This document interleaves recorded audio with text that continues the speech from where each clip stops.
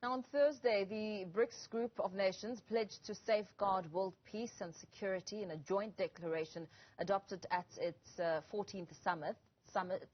China's chairing the group this year, with President Xi Jinping presiding through video link in Beijing. The 14th summit is taking place as a geopolitical war is raging between neighbors Russia and Ukraine.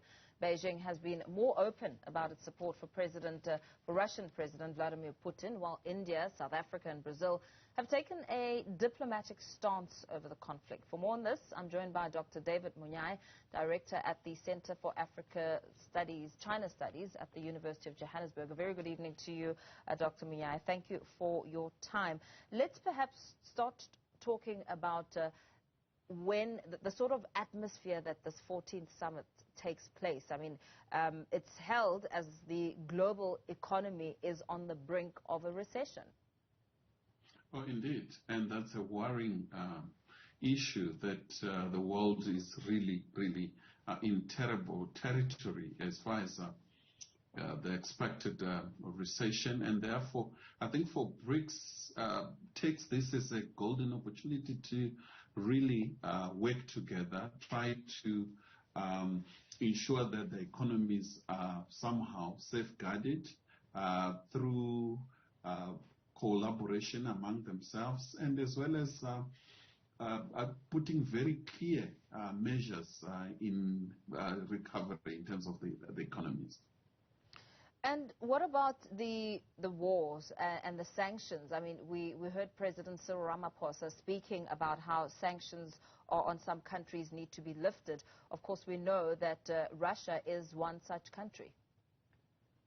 I think what's worsening the situation is the price of oil and other factors that are coming directly from this conflict in terms of food prices, wheat in particular, and the sanctions are not assisting in any way.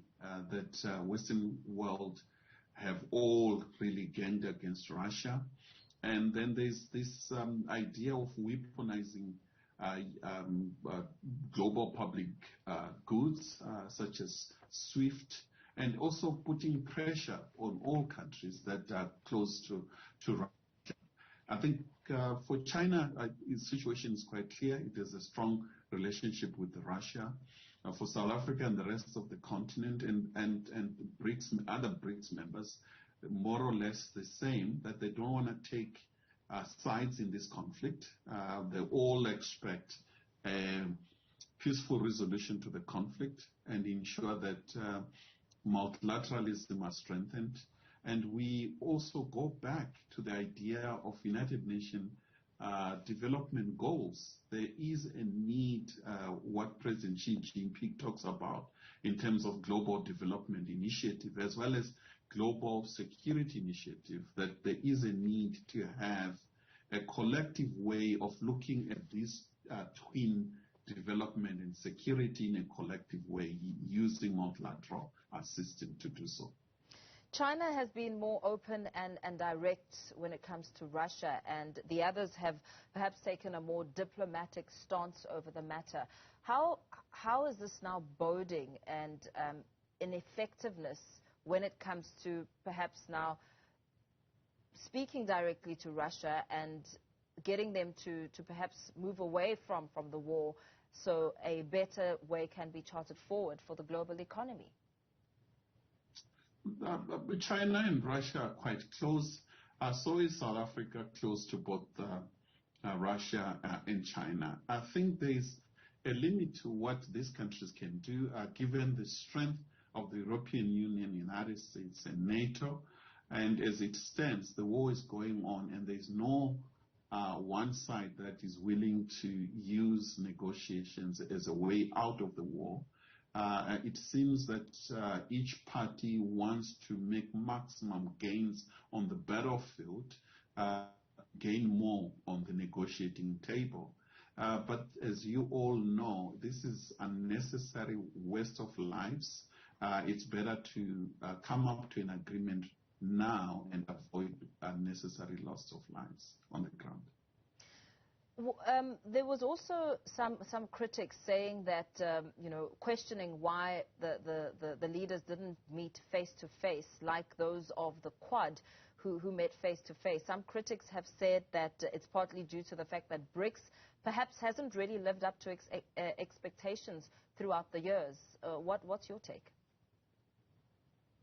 I think BRICS has done quite well. I think if you look at how some of the achievements, they've established the new development bank, one of their greatest success story. And the countries, I mean, are really trading quite well. Brazil in Latin America, South Africa on the African continent, and you have China, Russia, India on the other side. And these are different continents, and therefore it's a very loose organization, and it's not an alliance, and therefore it really takes time for institutions of this nature to really move with one voice. But if we look at the achievements and failures, I think there's much more to achievements than failures. Failures, I think, is to do with lack of coordination, particularly during the pandemic. It has taken time for them, and a classical example is South Africa taking time to endorse vaccines from China and Russia, and a number of other issues where they don't speak with one voice. You have India and China fighting over border issues. So those are some of the teething problems. And India itself, you really don't know. It's like a deformed BRICS member. On one hand, it's in the global south. On the other, it's in cahoots with the Western countries in stopping the rise of China. So there are quite a number of contradictions. But I think with time, we're going to see more members joining, and we expect South Africa to play a critical role as the chair in 2023. And in terms of scale, how effective or how important is the group when it comes to its collective economic might? It's quite big. Think what you have, almost a quarter of the global GDP is constituted by BRICS countries. And within BRICS, 70% of BRICS GDP is China alone. And therefore, China is an important country.